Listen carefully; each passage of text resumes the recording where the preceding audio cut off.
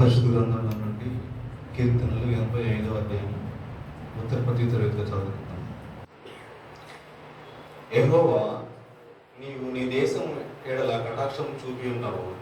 చెరకుపోయిన యాకోబు సంతతిని నీవు వెనుకకు రప్పించి ఉన్నావు.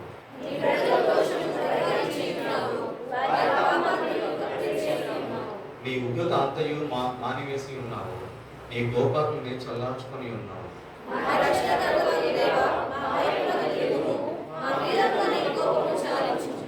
ఎల్లకాలము మా మీద కోపించదవా? తరతరములకు నీ కోపాన్ని సాగించేదవా?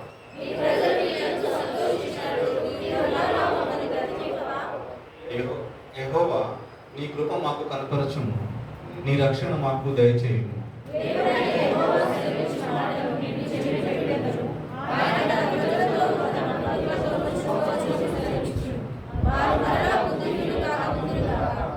మన దేశంలో మహిమ నివసించినట్లు ఆయన రక్షణ ఆయనకు భయపడు వారికి సమీపంగా ఉన్నది.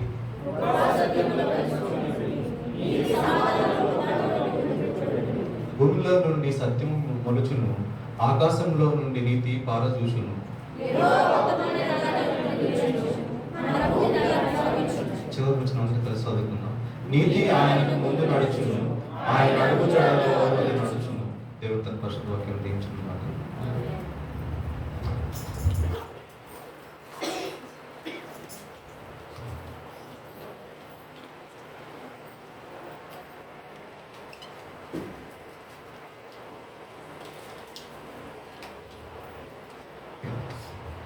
మొదటి దగ్గర నిల్చుందాం, కళ్ళు మూసుకుందాం.